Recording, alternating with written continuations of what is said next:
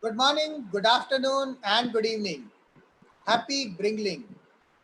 Once again, thanks to all of you for coming to this 21 days business sustainability challenge.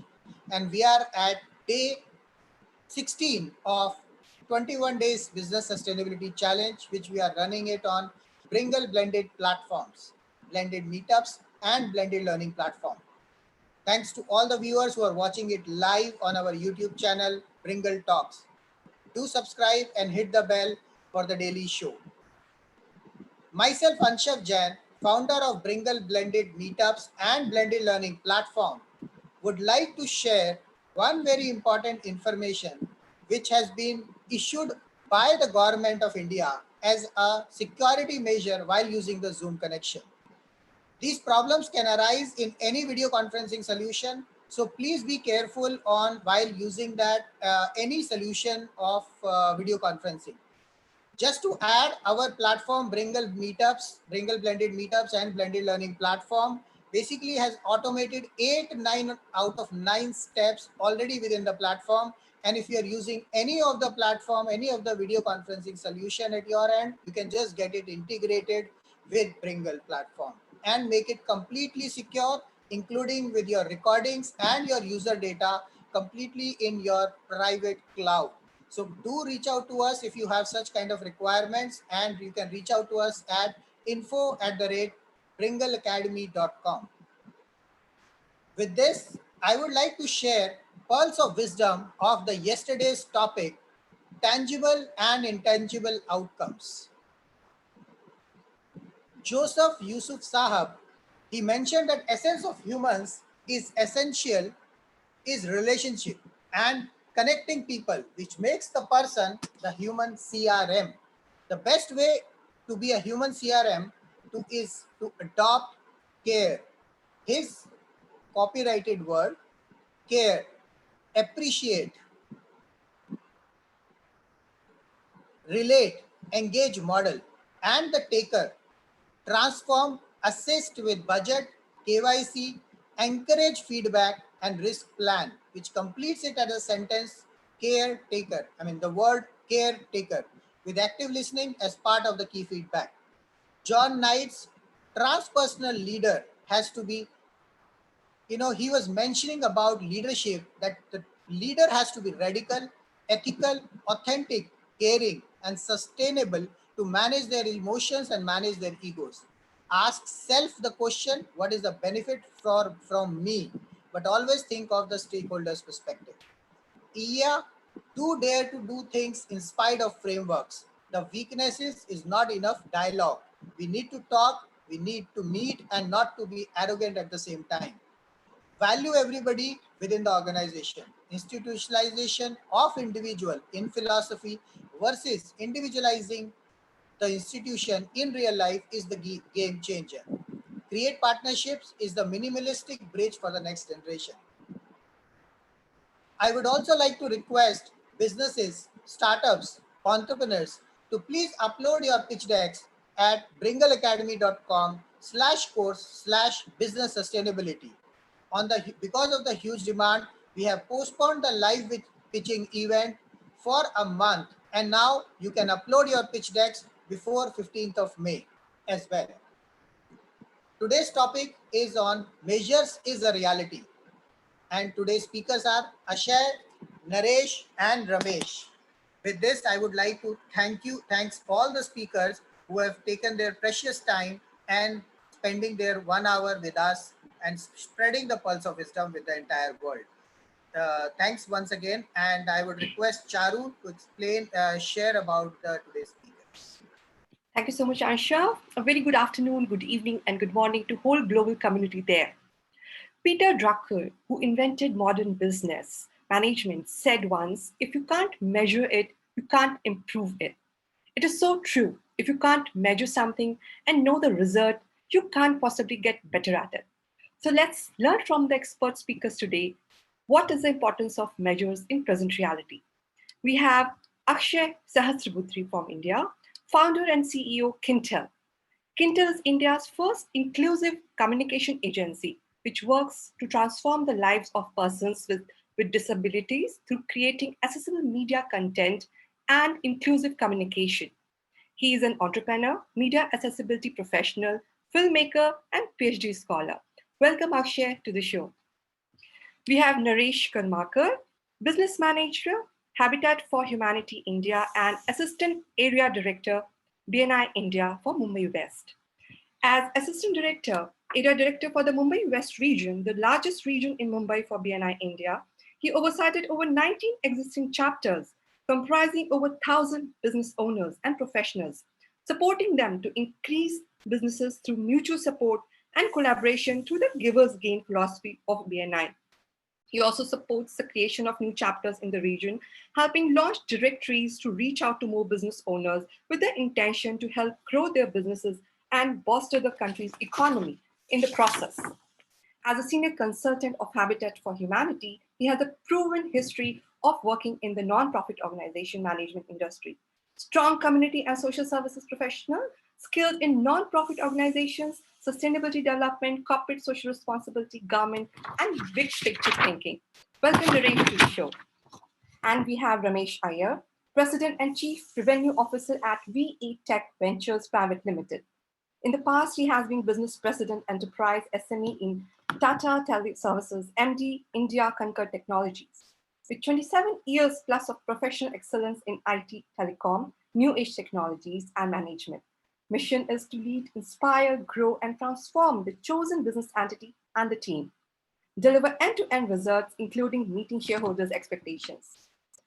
Welcome, Ramesh, to the show. And myself, Charu Mehrotra. I'm founder of online magazine womenlines.com, which is listed in top 40 online women's magazine to follow in 2020. So do follow it, friends. So my first question goes to Akshay. Akshay, you come from a media, entertainment, and filmmaking. While working there is no standard norm, it's creativity. How can one measure the creativity which is infinite and viewers who are too in masses? There is no limit to define. Please share your insights. Sure. So thank you so much, Charu, for having me, and thank you everyone of this the team of Bringle Talks. So as you said, that creativity is something which is very difficult to measure, and it's absolutely right because creativity, it's a very subjective thing. So it becomes very difficult. What is creative and what is something good for me may not be good or may not be that much creative enough for someone else. So that's why for let's consider India as the audience. We have such a diverse set of audiences in our country that it becomes very difficult to measure any creativity if we have to apply it to the entire population. So obviously the creativity is linked to the purpose for which it is getting created. And based on that purpose, you have to define the audience, and the creativity and its impact is measured through that way. So when talking about films or any creative media as such, ultimately it's a business. So whatever be the topic of your film or topic of your communication, or as you mentioned that I am also working into media accessibility, where we create content as well as we make films accessible for people with hearing and visual impairment. But ultimately at the core, it's a business. So when I have to measure the creativity part, it is very obvious that how it touches the people that I'm trying to set up as my audience. So for let's say for the accessibility of a film, if I have to judge its creativity part, then it has to be measured with how easily it can appeal to maximum number of people. And that's where the creativity creativity is not certainly something which is boundaryless. It is within the boundaries of your audience and their perception, their social thinking. Everything comes into play when they are accessing any media content. But when I'm talking about the business angle of it, it is very much important that the business is at the forefront.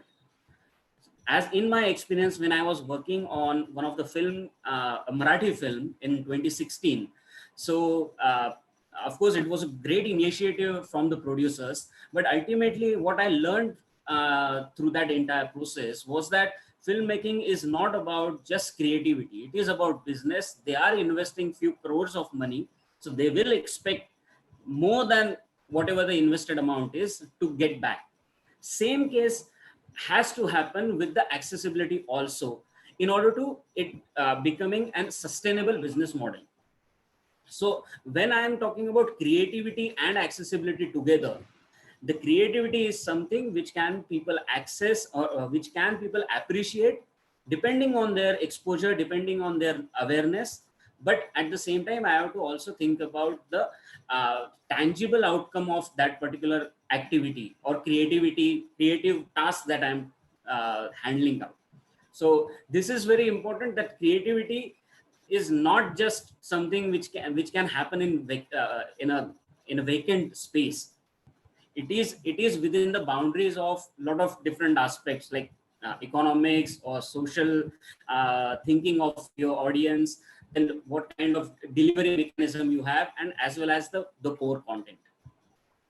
Very well said, Akshay. And as a creative, I mean, I'm running an online media. So as a creative person, it's very difficult to measure. But yes, we have to think as a business owner also, and how we are creating that impact. So yes, you have highlighted it very well. So particularly for today's, reaching out today's generation, and the way Kintel is approaching, I mean, the area which you are touching, which is inclusive communication agency, that must be a huge task, and you have to be little more creative, I think, to create that impact. And to measure that impact, I think there must be a few challenges for you. Yes, indeed. So as I said, that right from the day one, when I thought of, okay, let's start with something in this relatively unknown space of inclusive communication or media accessibility, or rather, I would say, since 4 years, I have been, even now, I'm trying to find the right balance between making it a creative and at the same time making it business sustainable, getting a model which can sustain on its own. What I have learned over these years is that your audience is not it does not come in a bunch. It is scattered all over the places. So getting them together is one most important part. At the same time, most of the people with disabilities belong to lower levels of socio-economic graph. That impacts largely on how they consume the media content. So be it a film or be it anything. So so they need to be conditioned in order to pay X amount for consuming the media content. Right now, the situation is we don't have enough media content. Whatever they are accessing content is not accessible at all. So even that community is not very well aware of something that, okay, I have to pay to get something for myself. Correct. This attitudinal change is very much important on the audience side. The same thing is with the producers, film producers or content producers side. They also think that, okay, this is a very tiny group of people, so why do we have to spend anything on creating or value creation for this very tiny group of people? But actually it's a little complex thing. They think that they have to spend extra, but actually let's say if whatever the movie cost is for creating a Hindi film, let's not talk about Hollywood, even a Marathi film, let's talk about the regional cinema. Correct. Making that cinema accessible doesn't even cost 1% of whatever the total amount is. That's how the expenditure part is, and definitely they can earn more on it with the help of OTT platforms. So a lot of blind people are crazy about Netflix only because Netflix originals come with audio description. Yes. They come with closed captions for deaf people. That is the reason they want content, but unfortunately we don't have enough, and that's a sad part. Very well described. Thank you so much for that share. Thank you. My next question goes to Naresh. Your dynamic portfolio is one side social transformation and other side is building businesses. What is the difference in measuring output in either of the area? Can you highlight? second. Oh yeah. Thanks, Charu. Let's face it, maybe 20, 30 years ago, if you had asked me the question, it would have been a difficult one to answer. Because the nonprofit world has changed tremendously in the last couple of decades. In fact, the largest scrutiny on the nonprofit world in the recent times has been actually very, very welcome, especially with the Companies Act coming out in 2013 in India, making CSR mandatory. So as people give more money to the sector, they're asking more questions, and rightly so. Of course, sometimes it's very disproportionate. You give 100 rupees and ask questions worth $1 million. That's a different story. So that's a grouse that many nonprofits have. But I think this is very welcome, and that's moved the sector to a greater deal of accountability.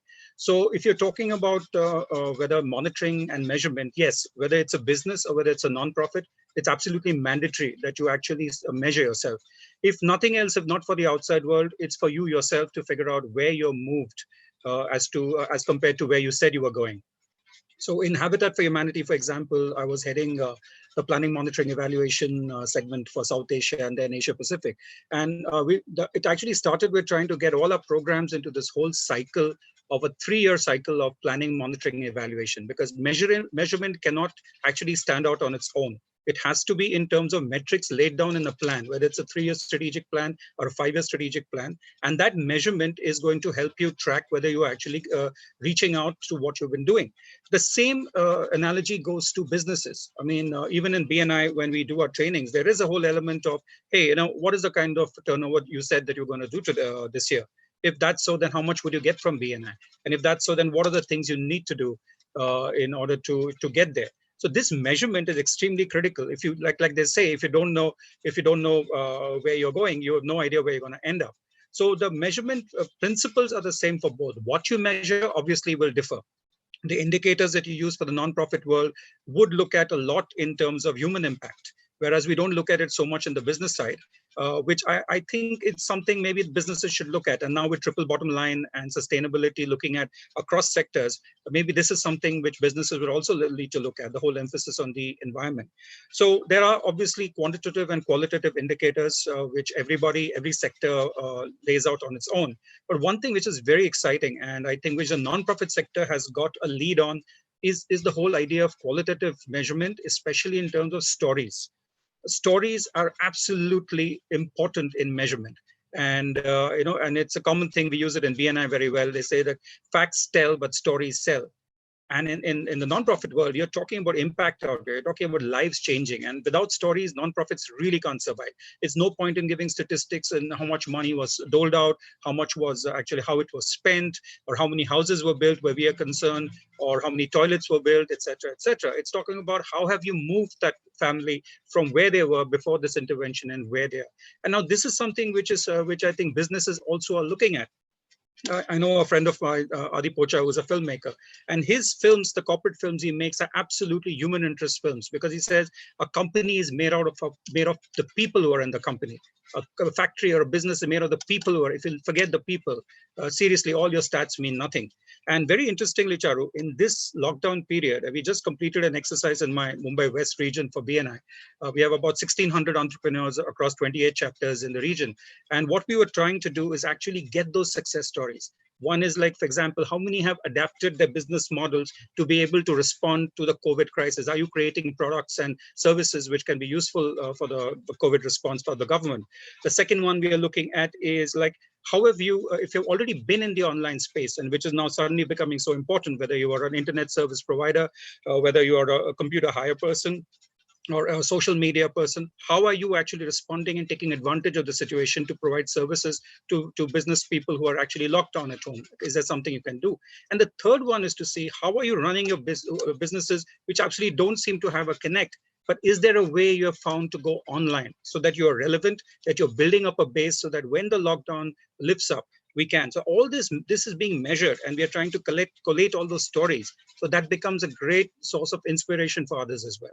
So, yeah, if that answers the question. Wonderful insights, Naresh. In fact, the storytelling is something which is the buzzword in present scenario. And whether it's a business sector or nonprofit sector, I'm sure there must be challenges, more challenges in nonprofit sector, because Definitely the way it works is different, and how we lay out the matrices is totally different.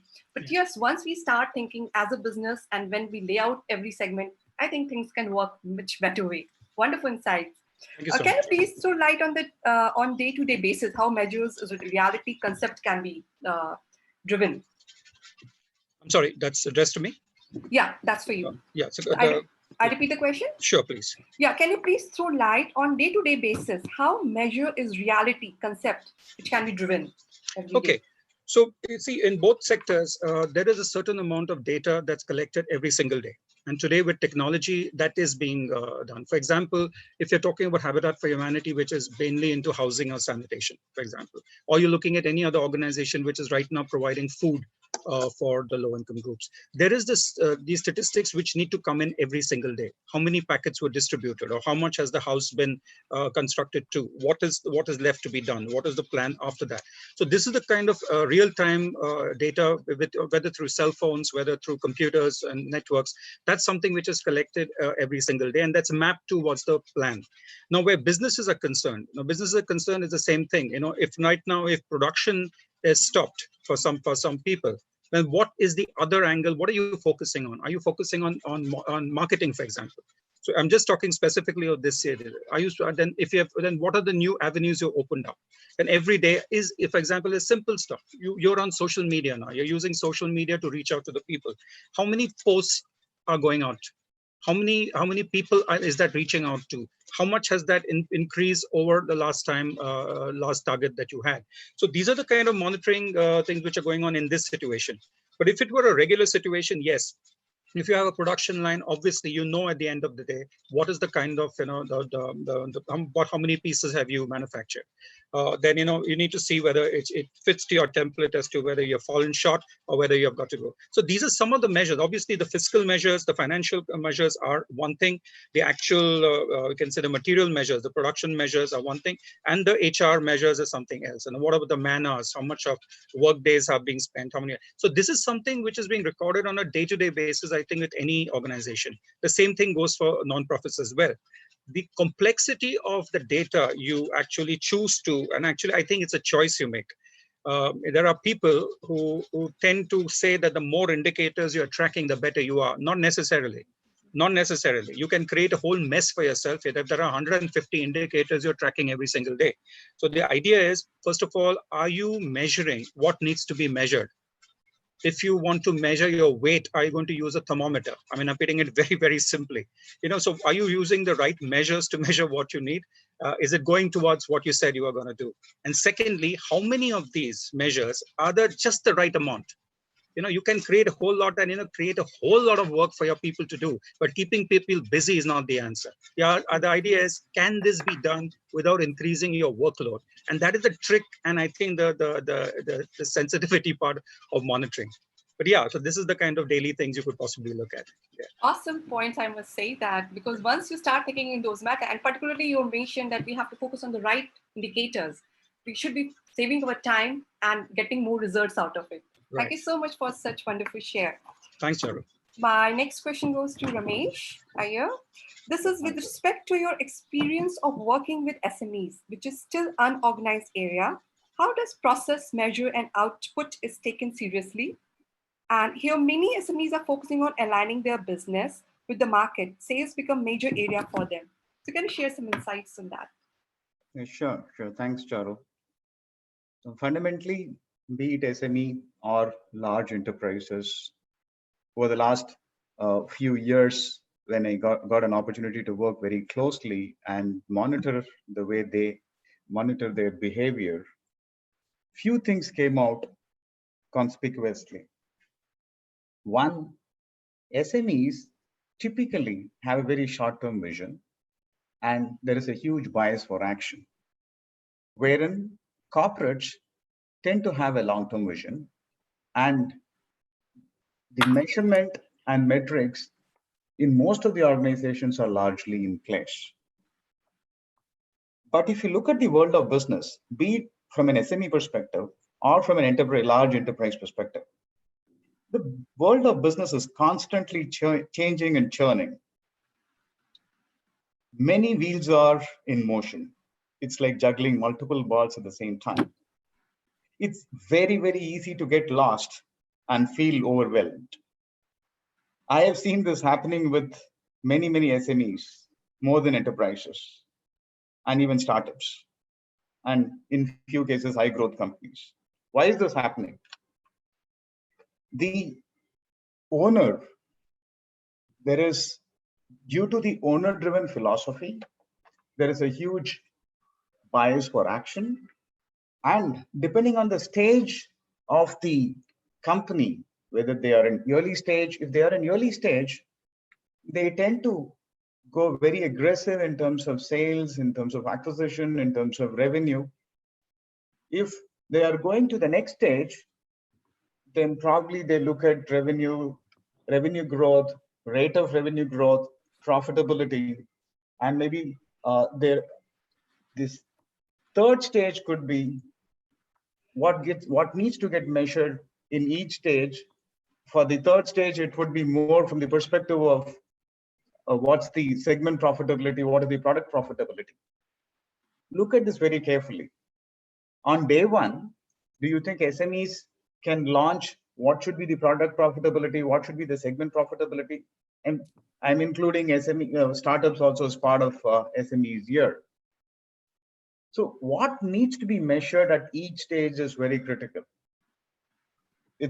You can go on a very aggressive measurement, but what gets measured gets achieved. But it's very, very critical for you to understand what needs to be measured, when does it need to be measured, how frequently does it need to be measured, and how would you go about measuring it? Are you measuring it through an unautomated tool, or you have a completely integrated end-to-end system in place? You are investing in automation and have a total visibility and a dashboard for you to have a central command and control. These are missing in SMEs. SMEs tend to have a very aggressive, owner-driven culture. So culture is something that is not measurable. There are people who say that, yes, there are ways and means of measuring culture through employee engagement and various other methods, but culture is very, very unique to every enterprise.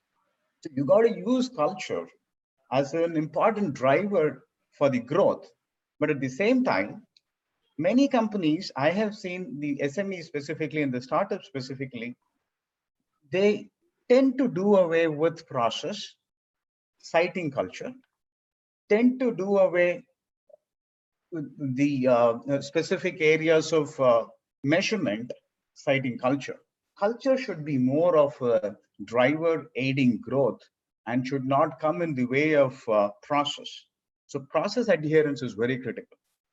I've also seen many SMEs who have gone ahead and acquired many customers, but when you start finding out what exactly has been acquired, at what rate, and when was it acquired, what is the sales cycle, what is the sales velocity, and how much is the revenue per customer, revenue per employee, and do we have a end-to-end process in place in terms of starting with suspect to prospect to contract closure to onboarding to entire life cycle, right? So the revenue, the retiring of customer, revenue enhancement, or the retiring of customer, they may or may not necessarily have a process to understand even some of this.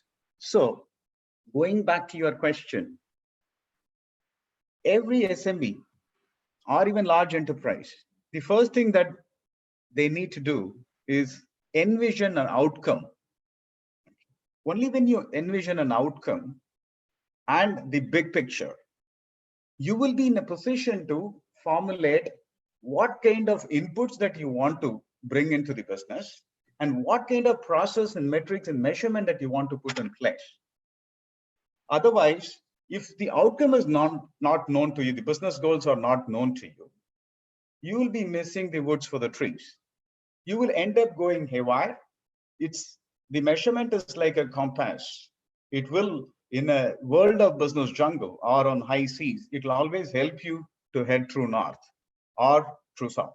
So it's very, very critical for companies to identify what is the outcome that the desired outcome that you are looking at. Basis with you re-engineer all that is required in terms of measurements and metrics.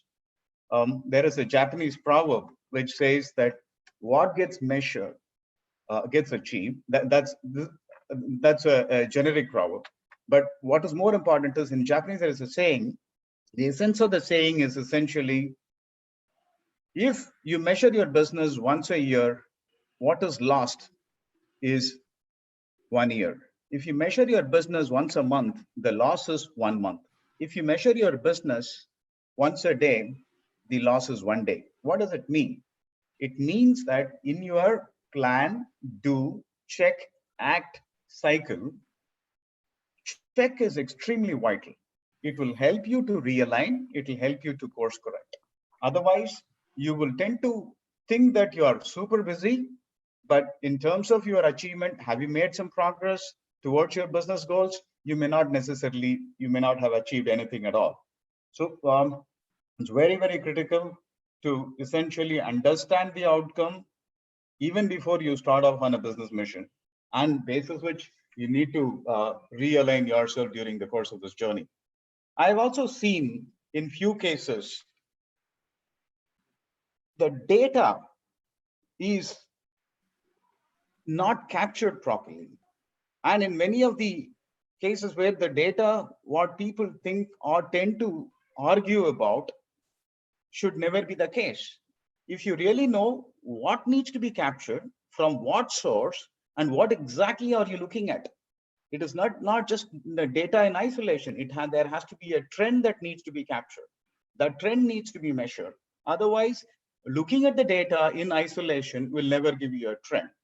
And this is where, as people say, data doesn't lie. So it's like a mirror that shows your true health of the business, right? Truth will eventually come out, no matter how we try to hide.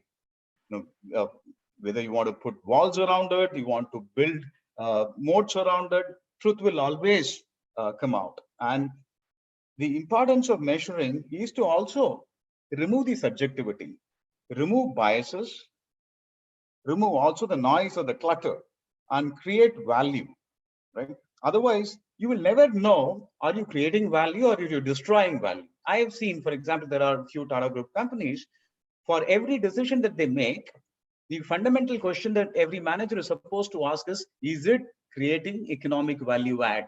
In the sense that they have this EVA as a concept, and every decision before or any approval is given, they want to ask this question, what is it, a positive EVA or a negative EVA? So similarly, every business decision, when you look at, you should ask a fundamental simple question. Is it in alignment with my business goal or not? If it is in an alignment with my business goal, then go ahead and execute it, resource it, and start measuring it. Right? It's absolutely very, very critical to start measuring it. And what we have seen is SMEs do, but it does take a little bit of time in their journey. And over a period of time, when they mature, they put in systems and measurements in place, like corporates, but maintaining the DNA and also measuring it, DNA of a startup culture or an SME culture, as well as putting in strong measurement for process as well as for outcome, will be very critical for SME survival. Wow, what a beautiful description. And so many points are coming now. As I can think as a startup owner, it's so much challenge to think what matrices should be taken. And I love the point, the data, how we have to use the data, as the data is a new oil. So yeah, it's fantastic tips you have shared today. Rashri, what do you think? I was just listening to him, and my paper is full of what he said. Yeah, so many things to note down. Yeah. So each speaker has given different perspective, and awesome. It's like a crash course on how to view your business from a different angle. And there are a lot of you can do it now, kind of, advices are coming today. So not much jargon, but a lot of quick way, get on, get going. COVID-19 there or not, start if you have not started. So much to do that. My last question to Ramesh is, can you please share a few details to our audiences who are SMEs and startups, how to get measure is reality into their businesses? Okay. Simple. Do the right thing and do it right. And if you know what are the KPIs to measure, you will run any business successfully. No business is heavily complex or complex enough to fear or worry about. If you know what are the KPIs, key performance indicators, to be measured in your business, if you know which one are these and how to measure, how periodically you need to measure, it'll be very easy for anyone.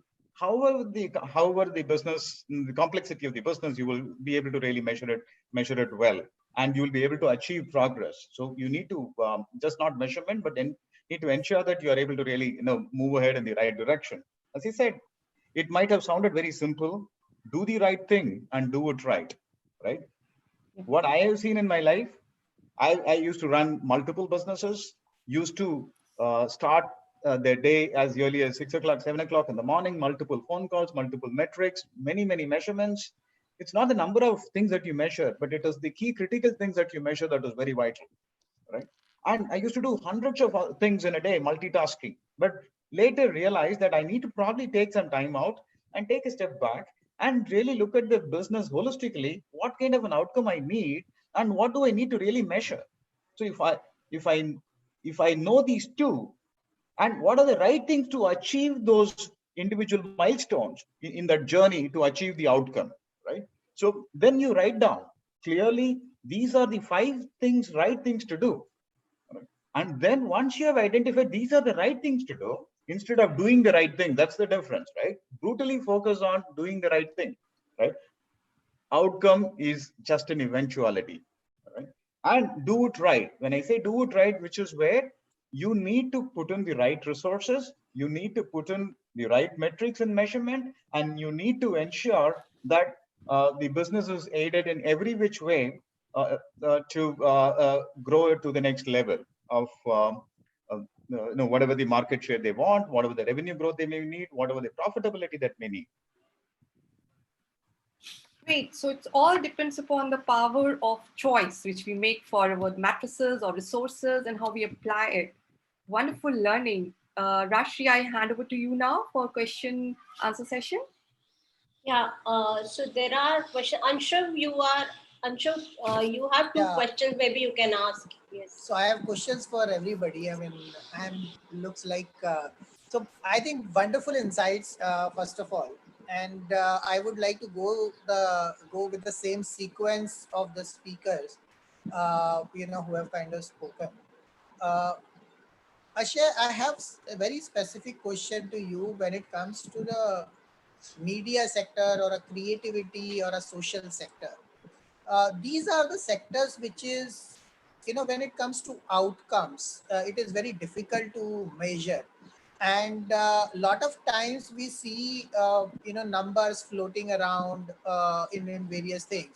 And there is no, kind of concrete value or the numbers which we can kind of showcase it to the world. While you cannot, I would say you cannot say that you do not trust them, but then it is there. So in terms of digital world, like we have our own TV and OTT channel integration, which claims to be giving us around 200 plus million viewership in 140 plus countries. But in the media world, how do you track all this and how do these numbers arrive? If you can give little more insights on that, it would be really great. Sure. In my earlier remarks that I mentioned, that creativity is something which is very subjective. But your question right now is into the content, is a physical form of creativity. Now, content dissemination and the reach of the content is easily trackable or measurable because of creativity platforms and technology. Ashay, your voice is cracking. Check your mic. Either you're close or hello. Can't hear you. Now you can start. Hear me now? Yes. Yeah, this is better now. You'll have to restart. Okay. Yeah. So as I said that the earlier I mentioned about that creativity is something which is very subjective, and when we are talking about OTT platforms, the content that they have, it's a it's a physical form of the creativity. So it is easy to measure the content as compared to measuring the creativity. Now, when we talk about content, or especially with the platforms, it's very easy because it is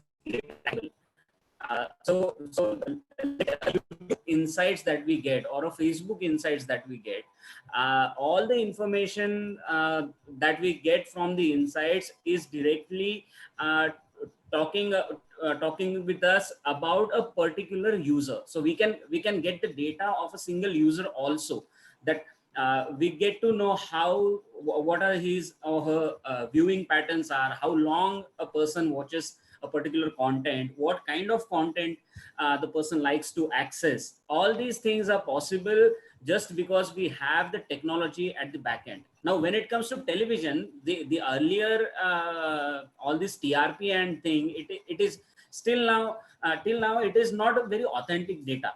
Because the number of TRP meters that we install in country are very less as compared to the number of TV sets that we have in our country.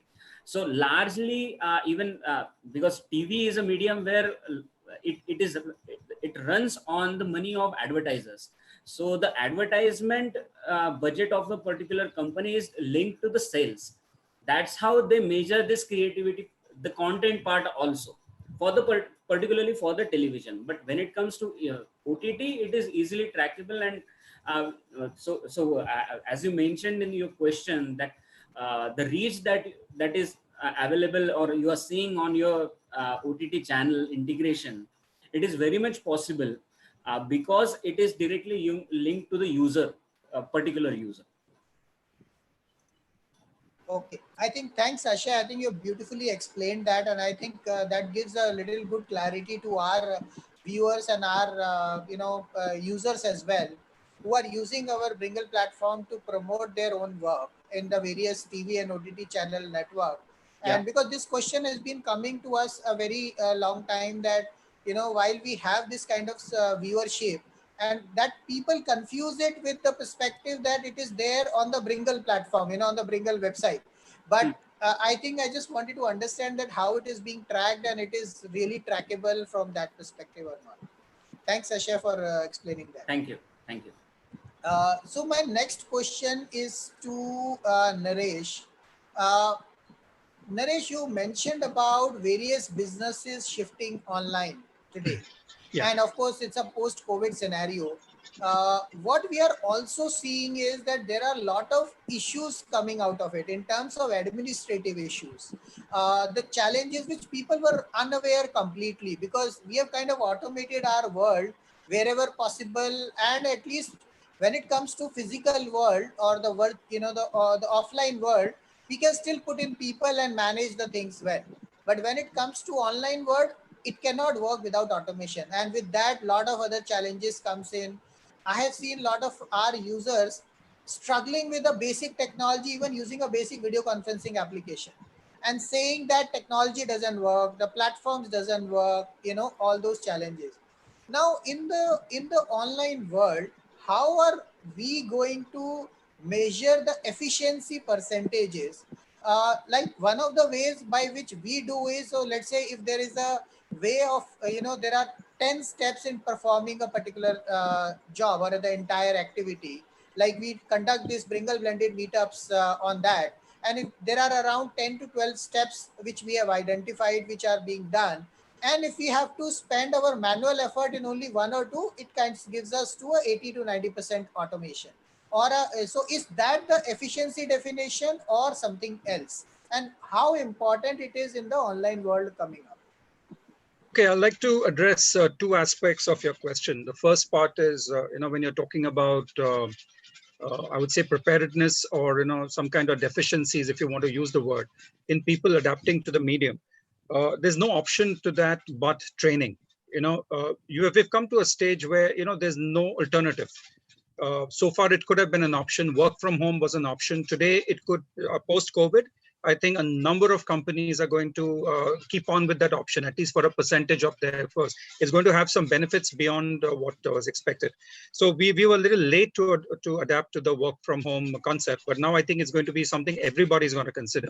So similarly, for example, BNI. Now, BNI is a global organization. We work in business chapters. We have chapters, physical meetings every week with more than 270,000 members across 74 countries. In the space of just about a week or two, the entire system was moved to online meetings. Now you can imagine the kind of, the acceptability of the medium, but we had no option, and we had to train, we ourselves had to get trained how to do that. And we had to train all our members saying, hey, there is no way we can, in a lockdown, we can't go out. So I think that whenever you go online, obviously you need to have a parallel plan for training people to get onto the medium and to use the medium properly, especially the ones you're relying to run your business on.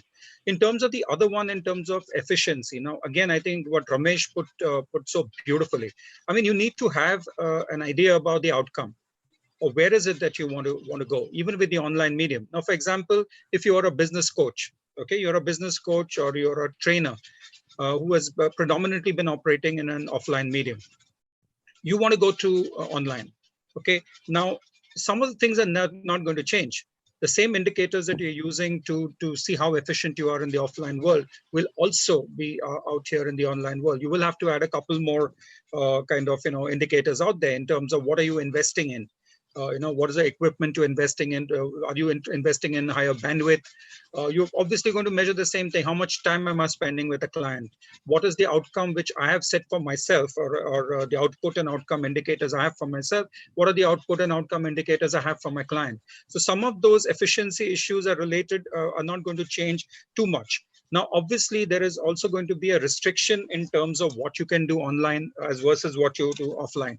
So I would say, like, that's exactly where every business has to think through the online option. For example, if you're into manufacturing, there's no way you can move the whole thing online. But definitely, is there one aspect of your business which you're going to, like, say, I'm going to use the online medium for this? And I'm talking only COVID right now, if you want to look at that. Say this one, I'm going to say, how many prospective clients am I building up in this period of time?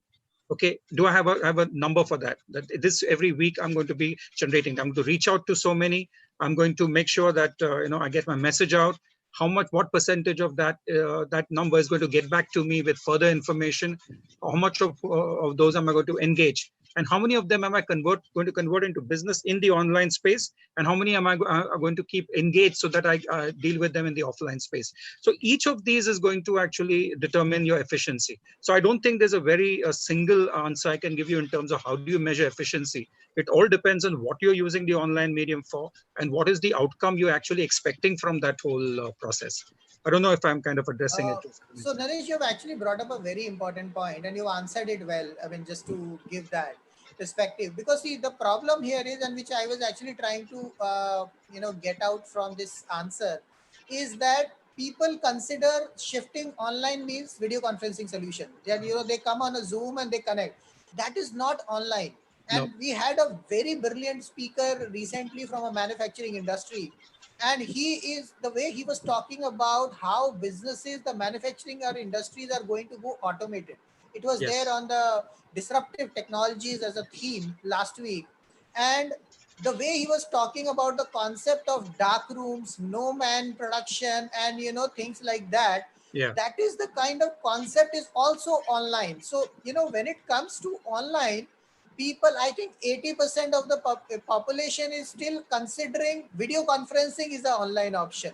Very true. But I think the blended models, when we talk about it, it is not going to be only online video conferencing. It will attach a lot of other aspects. Like one of the speaker, I think yesterday or day, I think the same meeting, disruptive technologies, they have shifted 11,000 employees of theirs completely working from home in just 1 month's time after Absolutely. this. And this is incredible work, because managing those people with respect to their efficiencies and all, I see a lot of organizations have shifted their people work from home. But in a way, what they're doing is all their managers are sitting every day on a Zoom call or some video conferencing to monitor their people that they're working. See, the point is exactly. So when you define online in a very limited sense, this is where you get stuck. I'm looking at the insurance, the service industry, especially people providing insurance in my whole BNI family.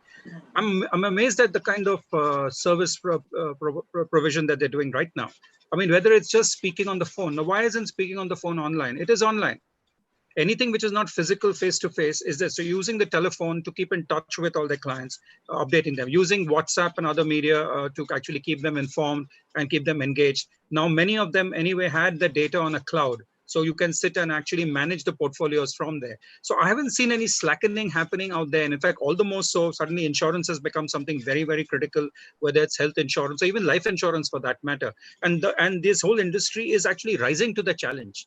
And they're using multiple mediums and not necessarily only Zoom or any video conferencing. You have to look to see what's the technology available, what is the technology that allows you to reach out to your target audience, and then use it proportionately and appropriately to get to the outcome that you expect. I think that's sums up what I'm going to say. No, you're right. I think I don't know if we have chance, but then I actually wanted to quickly check. I was just consolidating why people are shifting to the blended models and how organizations is talking about it.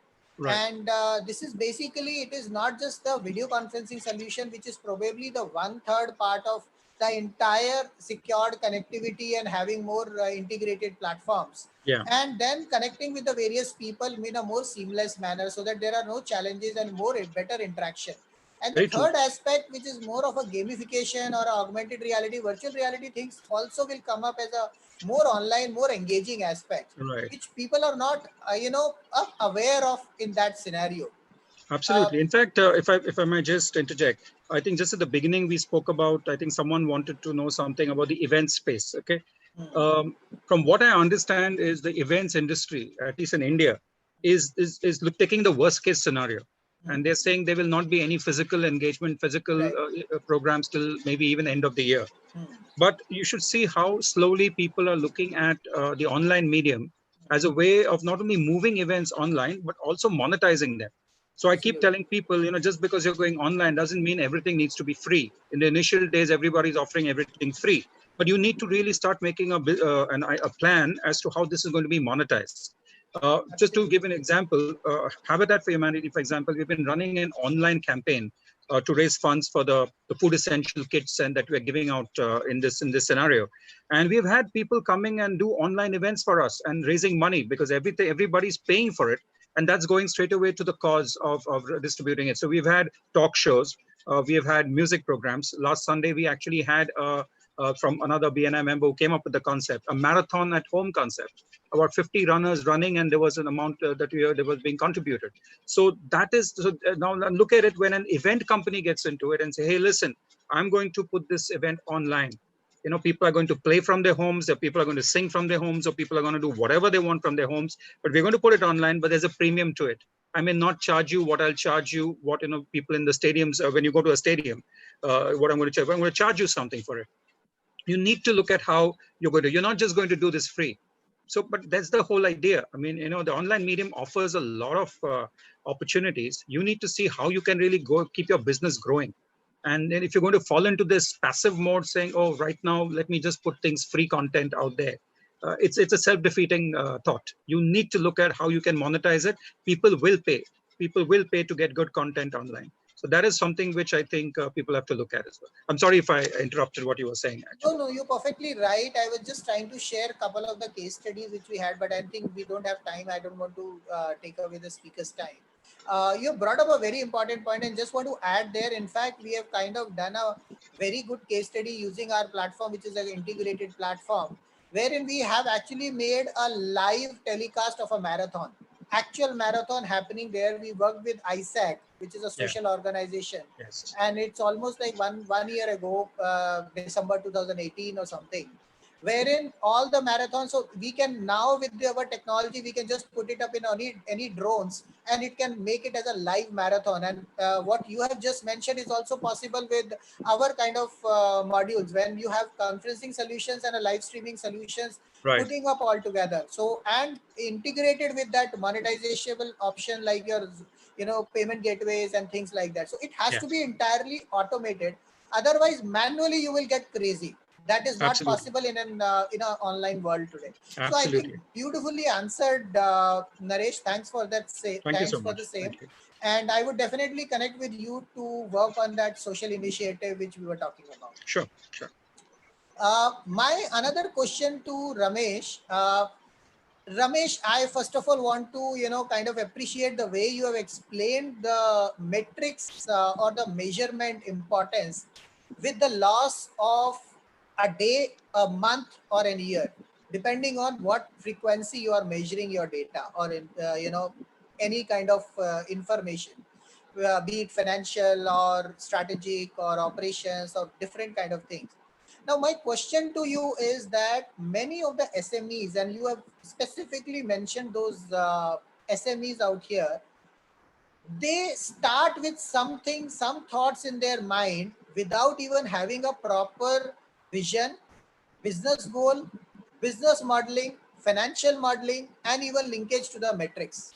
And when it comes to the startups, it's all the more challenging because there are only one or two people member team.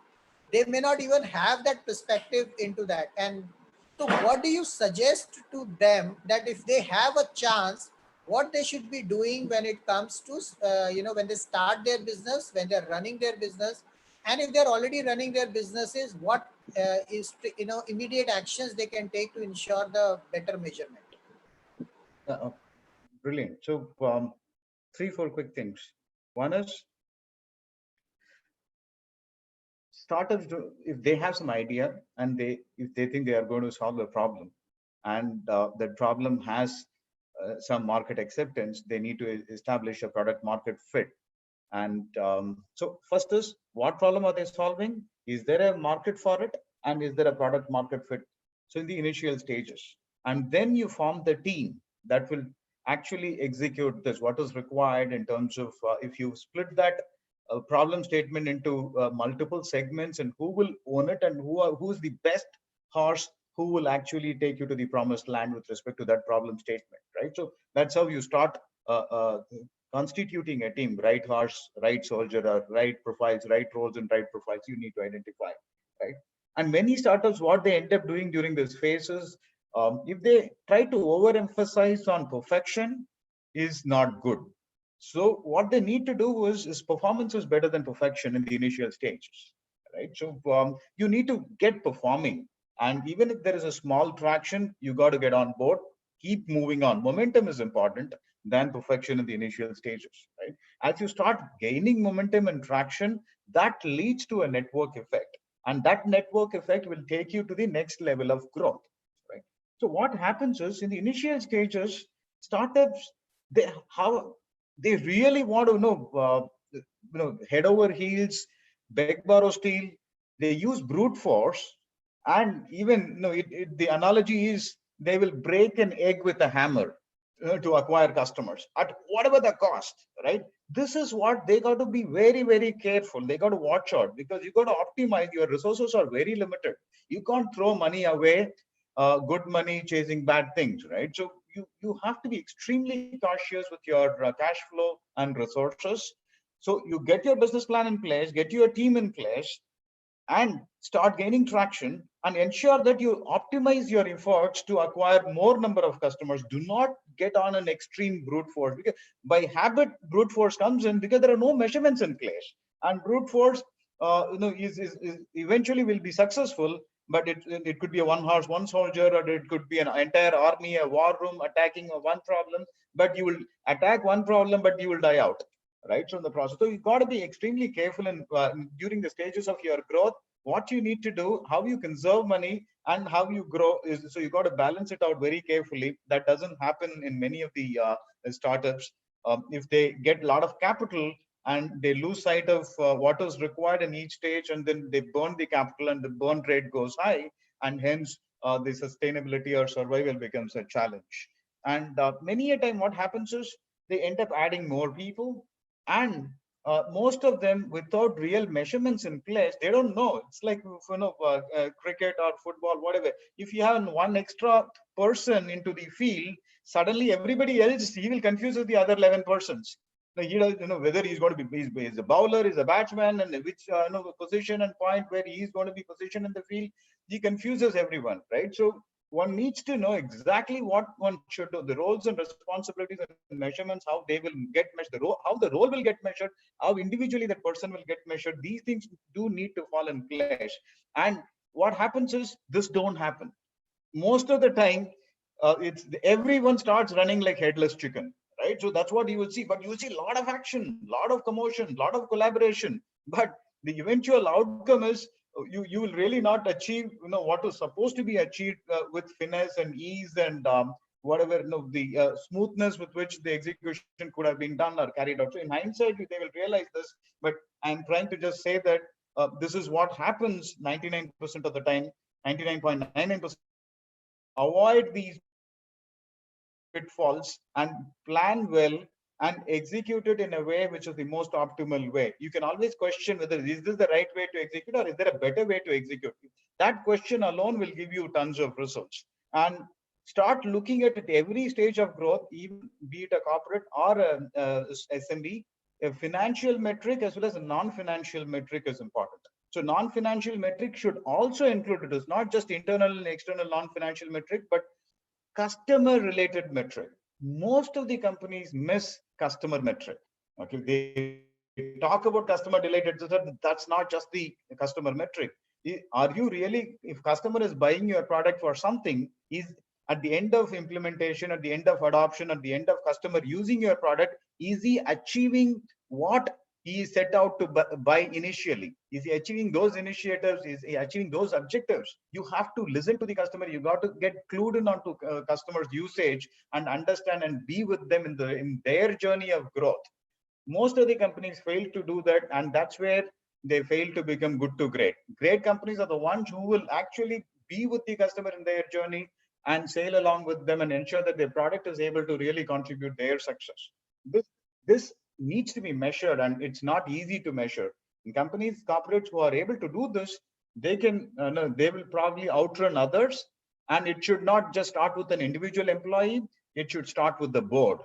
So the promoter, the board, the chairman, the CEO, and everybody in the company should be aligned to that kind of an objective. That's where the success comes. Very right. And Ramesh, I think it's very important for every business to start measuring the different metrics. And I understand the metrics you're talking about, and I think I would like to mention a specific terminology, or I think a dashboard which we always use in the corporates, is balanced scorecard. And that has all the parameters of it, right from the customer to their internal, the operational, the financial metrics into it, including the people matrices, because these are very, very important. I think beautifully explained. I don't have any questions. And Naresh, you have given a very wonderful example of a monetization, that unless you monetize, and that is what I've been hearing it from a lot of startups today, that let's try to penetrate at this time. And unless they have the monetization strategy clear, they will lose this opportunity. And this is the time for them to actually gain over it. I mean, you may have a different monetization strategy every time. It is not the ticket price or things like that, but then you have to have a monetization strategy around it. I think the mistake I think people are making now is they think, and that's something which actually nobody knows, but they think this is a very short-term thing. This whole being online or this lockdown is in short term. Nobody knows, frankly. I mean, if you really go to see in the world, nobody knows how long this will continue. So you cannot wait and then say, when we get offline, we'll then start doing whatever. Your process has to be, I mean, just this morning, we were sharing a story about this one colleague called Aditya Borkar from Borkar Polymers. They're into prefab structures. Immediately, since when this thing started, he's created products within a week, which could be used for COVID. One of was a disinfection tunnel without the harmful disinfectants which the government is warning us about. He came up with a COVID testing station, etc. And he's got a third one coming, which is a touch-free hand sanitation unit. Now, this person has done this within the last 1 month, design phase to implementation to deployment. And, that's the whole deal. The fact is, he's not waiting for, okay, we'll do this design and then we'll slowly fabricate it, then we'll test it, then hopefully this thing will open up. No way. He's been there, and within a month, he's got these products out in the market. He's got export orders now. So the fact is, I think the sooner business people and SMEs or whoever it is understand that, we don't know how long we're going to be in this condition, figure out how we're going to use the online medium and get cracking. That's all people need to do. Just get moving. Sorry. Yeah, so I think I would also want to share, this is what we at Bringle also is trying to do, especially when it comes to the online world. And the purpose here is to basically connect the people all across the globe, sharing these insights to them, and bringing in those business sustainability aspects. From the technology point of view, our platform was being, there. We have upgraded our platform a bit in last 1 month's time, and now you will see a lot of automations coming in, and with the inclusion of augmented reality, virtual reality as well. I think we are now gearing up to reach out to the schools and colleges and educational institutes specifically, because I'm seeing this problem which is happening with my daughter as well. Every day she's taking classes, she does not have any reference points, the recordings are not available, the assessments are happening in a different platform. There's no seamless integrated platforms today. And when it comes to Bringle blended learning platforms, they can actually get into those kind of seriousness. But I think it is the problem. What I'm trying to say is that while health is a critical segment, organizations themselves are not realizing that this could be the requirement for them, and they are just going across with a cost perspective. Okay, it's like in Hindi, काम चल रहा है ना, that chalta hai attitude, it will work, it will go down. And I've been getting these calls from few startups saying that give me some business, I have a space available, I can get some. I said, who is getting offline business today? Singapore just announced a lockdown till 1st of June. Yeah. And Charu is there, been working out and managing it, all that. We have actually had to drop one speaker from Singapore today because of the extension of lockdown. Wow. So the problem is that people are still not understanding, and so many administrative hassles which are coming up. The overall impact will reduce. Anyway, so I think let's come back to that. Devaspati, you had some question. I'm just unmuting you if you want to ask that question directly.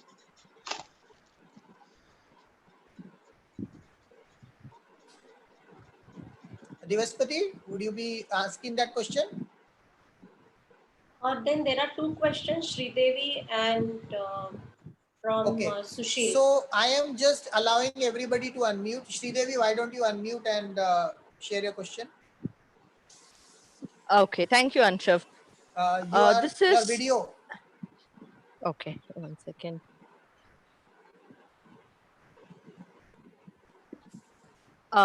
Yeah, hi. This is for Mr. Naresh. You were speaking about telling a story to customers, or instead of giving the statistics to run a business or for the growth. So I mean, I've heard this from a lot of people saying, speak your story instead of giving statistics or trying to sell your product. So, but it's never clear for me as to what is the story I have to talk. Can you give me some basis on this aspect? Sure. First of all, let me correct it. I never said that stories are a substitute for statistics. Stories need to supplement statistics. Yeah.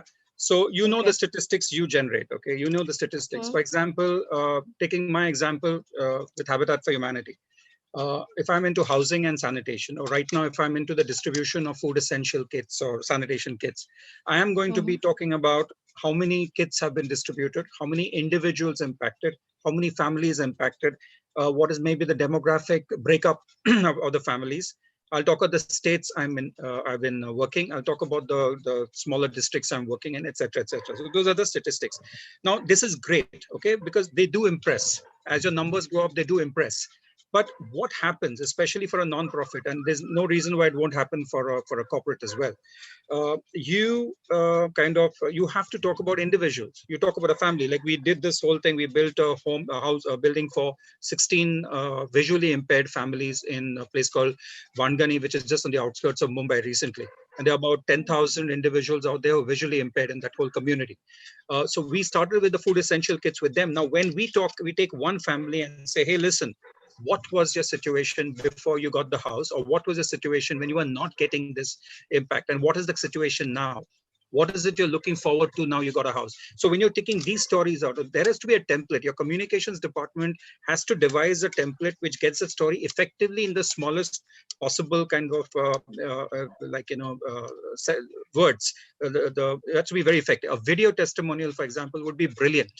Then it's not something, then, no one can accuse you of saying like, you have made this up. You have a video testimonial, they're saying, hey, this is how it is. You get a proper captioning or a translation that works. Similarly, I mean, I love, I think, again, back to the Tatas. Every time you want to talk about an example, we go to the Tata. If you remember that famous campaign, We Also Make Steel. You saw that the story was about their employees. The story was also about how they were building India. What the story was about they're impacting people. And the whole thing was We Also Make Steel was a kind of a byline. So the whole idea being that at the end of it, whatever you do, and I think Ratan Tata spoke about it so beautifully yesterday on this webinar he was on, where he said you cannot forget that humans are the core of everything you do. So when you're talking about that, even in businesses, you need to talk about the human interest story. And that's what I feel. I mean, I know when in my friends group, when I got into the NGO sector about 20, 30 years ago, they used to feel that I've done something major. And I said the only difference is that we are fortunate enough to see the impact we're making on the ground a little closer. You being in the corporate sector do not see it, but you are impacting people. You are keeping you're giving every family 2 meals a day, which you don't even credit yourself for. So there are things you're doing by the products you make or the processes you have, which are impacting people. Get those stories out and tell those stories as well while you give the statistics. You are impacting this country, you're impacting the people, you're impacting the economy, but get those stories out. We need stories. That's what empowers people. Statistics, yes, but beyond that, you need stories. But both of them together are a powerful medium. Hope it helps. Yeah. Thank you, Naresh. Anshul, sorry, I was busy writing something which I don't want to miss out on some points. So that's why I did not ask that question. You're back online. No, I was there online. I don't want to miss out on important points. I was writing that point before I come to the question. Okay, my question was to Akshay actually. He's in the field of creativity.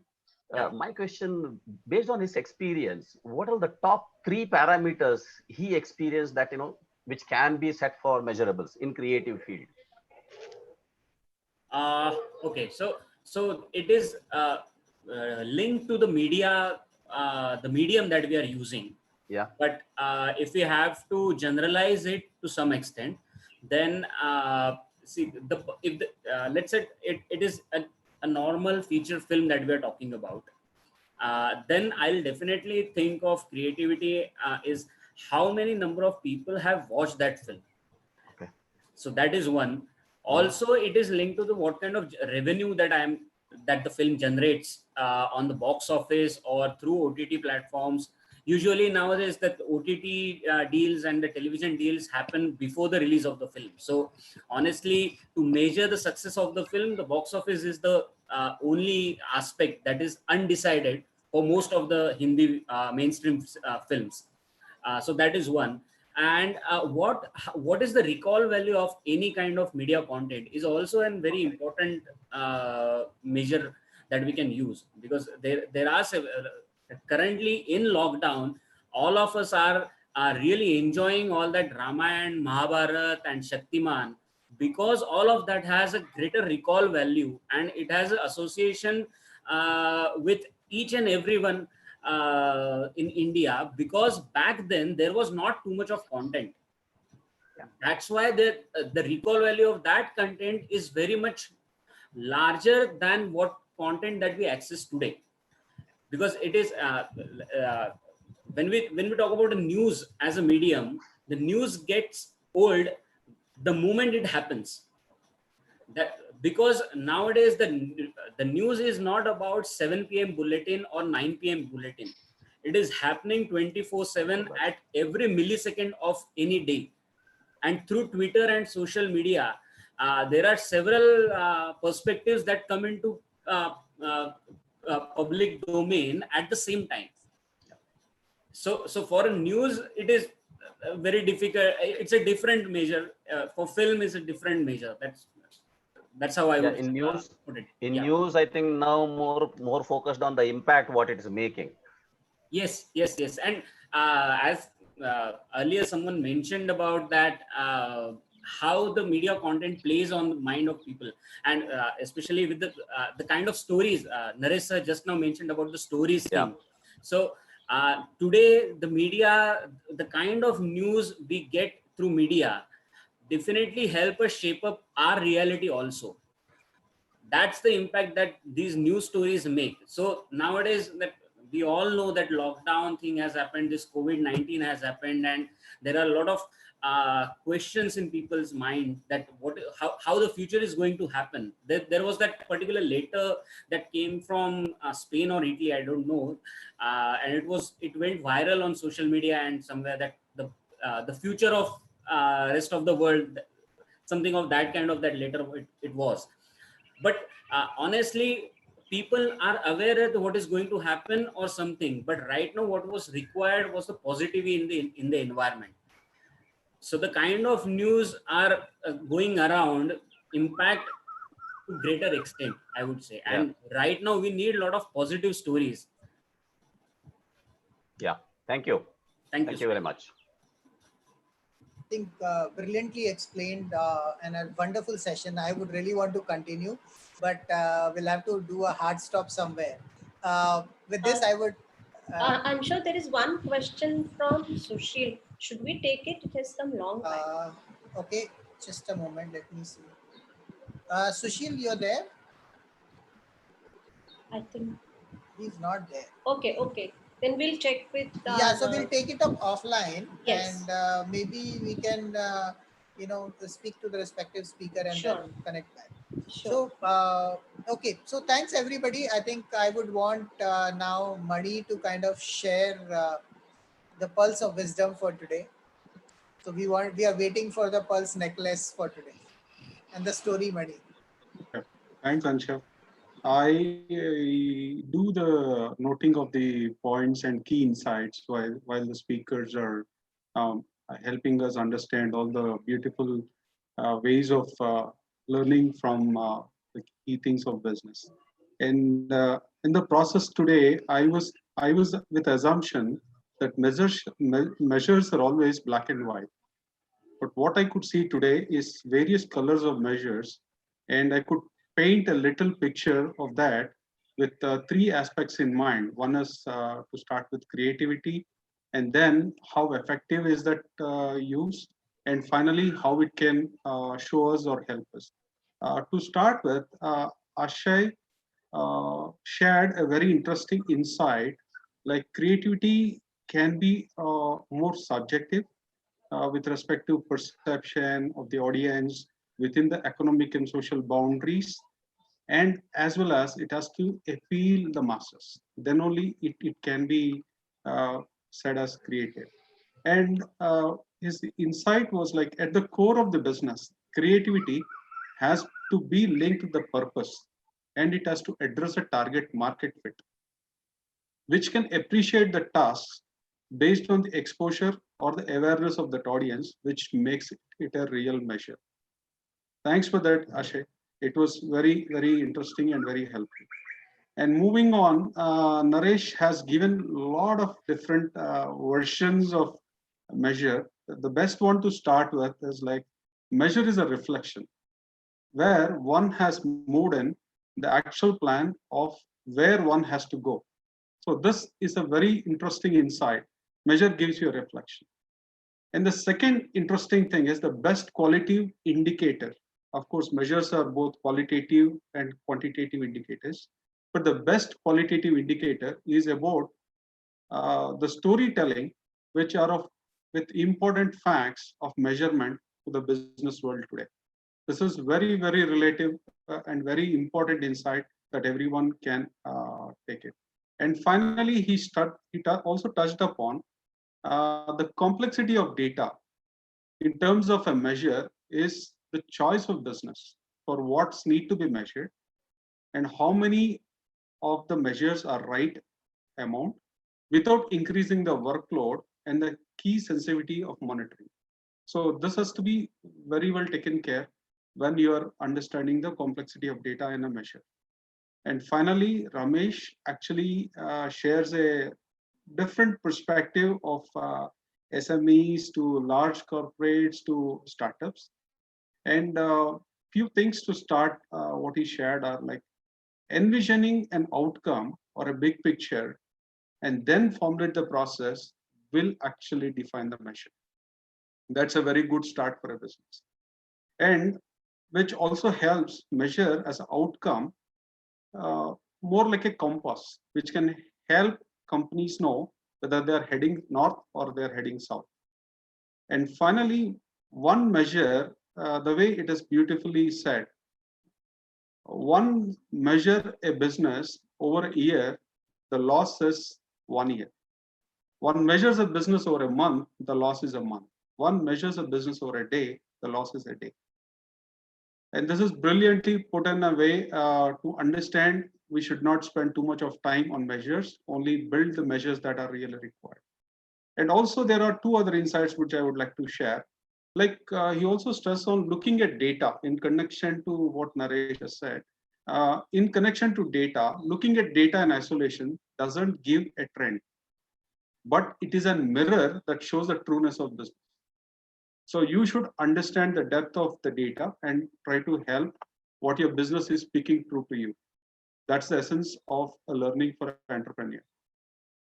And also the other simplest insight is like importance of a measure is to remove the noise of subjectivity and be more objective. So with this, I actually complete the picture I've painted as pearls of wisdom. And thanks to you, Anshav, and thanks to all the speakers for sharing these valuable insights and making this session very, very, very helpful for all the entrepreneurs. Thank you. Thanks, Mani. I would like to request Rajshri and Sharmila to just share their thoughts about today's session and talk about your specialty out here. Okay. Okay. So today's session, I'm sure when I was talking to all the speakers while finalizing them, I knew, they come from a different level. And for me, when I sit here, because I talk to each of them separately, and when I sit here and when I see them interacting and bringing out their pearls of wisdom, I see the amount of, profoundness which comes and engagement that happens with the audience. And it's like a continuous process that is happening of learning and actually on the ground how you are going to run with it. And that is what I can say. That is my understanding. Okay, about me, I am a founder of Poonam Foundation, and we work a lot on gender neutrality. We create gender neutral societies, so create a lot of awareness in these areas. We create gender neutral organizations. So because of my HR background, which is of 28 years, I've integrated the entire gender neutrality into the DNA of HR system. And we also look at the youth and mindsets which has to be gender neutral. This is for the harmony and peace, higher productivity and creativity. Thank you, Anshu. Thanks for giving Wonderful work, Rajshri. And I think thanks for being there and making this 21 days challenge really possible. Thanks for that. Sharmila. Yes. So I am actually in film heaven. Probably on cloud nine. Okay, numbers are something that I love. I'm a mathematician by academics, a statistician and a mathematician. So numbers are something that I consume. And today has been something, I had a feast. Okay. So that's how I put it. I have been in Bombay for 20 years, so I do know Naresh's work. And Akshay has been my student, so I think from 2012, I have been seeing him grow. and how. So hats off to both of you. And Ramesh has been a revelation. I just sat and listened. There was nothing I wanted to be disturbed. So this is this has been probably the best session that I had personally. Ansha, 3 weeks back, we had a chat on economies of scale on accessibility. Today, when Ashay said that yes, accessibility is there, but it is at a business level. But business has to sustain. So that is what I had been trying to tell. Like, yes, it has to be sustainable at a business level. So all things said and done, everything needs money, and we need to take care of that. Absolutely. To the participants, I think they know, except for Naresh and Ramesh. I am a co-founder at Bringle, but before that, I was a corporate. Uh, I was in the corporate rat race. I left it and I joined Bringle 3 years back to pursue my passion. And this is where I think today I see that yes, we have reached at a level where I can talk to a global audience. So, Thank you so much, Sharmila. I think it's my honor and pleasure to be you being there and support, and also to the entire core team, Mani, Charu, and we call that as Fab 5, Rajshri. Thanks, Sharmila. And with this, I would like to thank Ashay, Naresh, and Ramesh for spending their valuable time and finding out this time from their busy schedules and sharing their pulse of wisdom with the entire world. You can watch it live, every day on Radio Masti 24/7 Singapore. They are publishing daily pulse of wisdom on their show, on their mobile app, which is available on both iOS and Android. That's the only Hindi speaking radio channel in Southeast Asia. They are our radio partners for Southeast Asia. So please tune in that Radio Masti application so that you can watch, you can listen to the pulse of wisdom of today's show. I would also like to thank all the complete core team and the community partner Women Line, startups partner Solwork, social impact partner Vardhan, gender neutrality partner Purnam Foundation, ecosystem partner Millennium Divas, financial and real estate services partner as LAC Wealth Advisors and PPO Club, uh, consulting partner as PMC Consulting, and business networking partner as ICX Pro. I would also want to put up a special thanks to community partner Connected Experience, which is based out of Singapore, and it is a group of wonderful people of Yusuf, Pooja, Charu, Ms. Shuchi, and Kasturi. So thanks for them for being a wonderful support and promoting this thing to a larger ecosystem to the entire globe, because of which we are able to reach out to the almost I don't have a count right now, but I can see on the social media that we have at least covered 25 to 30 countries by now. Thanks for all of your support, and we would look forward for more and more support from you. Till then, I would say keep bringing, keep growing.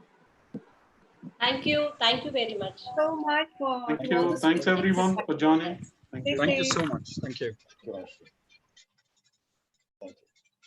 Thank you. Thank you. Thank you.